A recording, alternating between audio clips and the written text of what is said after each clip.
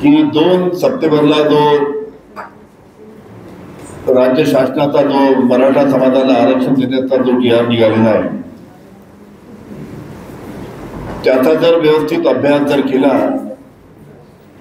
तर हा जी.आर. आल्यामुळे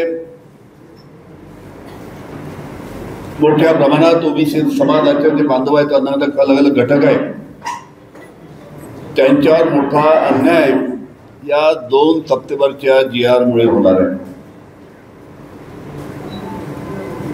आम्हाला मराठा समाजाला आरक्षण देण्याच्या बाबतीत आमचा विरोध नाही. त्यांना काय सरकारला आरक्षण द्यायचं आहे त्यांच्या पद्धतीने त्यांनी आरक्षणाच्या मध्ये वाढ करून द्यावं.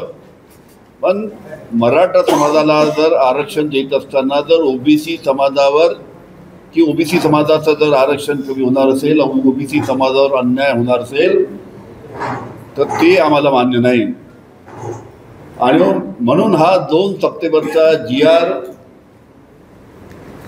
ज्यामध्ये मराठा समाजाला आरक्षण देण्याचा हा जी.आर. काढला तो रद्द करावा.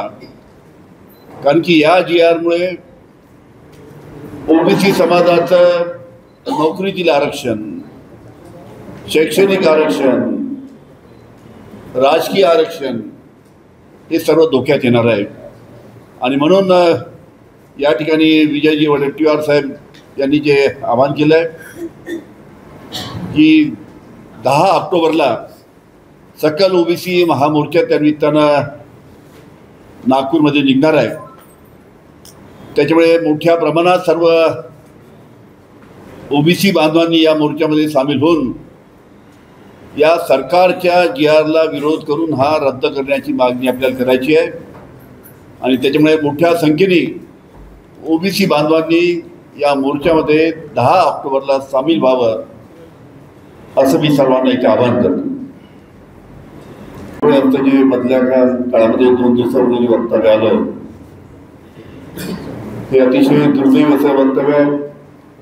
छगन भुजबळ साहेब हे ज्येष्ठ नेते आहे, महाराष्ट्राच्या मंत्रिमंडळामध्ये सध्या ते काम करत आहेत आणि खरोखरच त्यांची भूमिका आज पाहिल्यानंतर त्यांनी त्याची ठोस भूमिका घ्यायला पाहिजे. मंत्रिमंडळामध्ये जाऊन त्यांनी या ओबीसीच्या मागण्यांसाठी त्यांनी ओबीसीवर जे अन्याय होत आहे या जी.आर.मुळे तो रद्द करण्यासाठी राज्य शासनावरची जी कॅबिनेट होते त्या कॅबिनेटमध्ये जाऊन त्यांनी मागणी करायला पाहिजे. आज मंत्रिमंडळामध्ये आहेत ते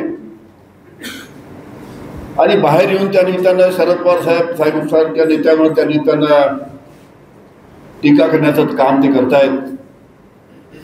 आदरणीय शरद पवार साहेबांची सुरुवातीपासून धरून आहे की सामाजिक विण या महाराष्ट्राची विस्कळीत होऊ नये हे आदरणीय शरद पवार साहेबांचं धोरण आहे. सर्व समाजातील सर्व घटकांनी एकत्र लावून सलोख्याचं वातावरण त्या निमित्तानं महाराष्ट्रामध्ये राहिलं पाहिजे ही आदरणीय शरद पवार साहेबांची शिकवण आहे आणि धोरण आहे.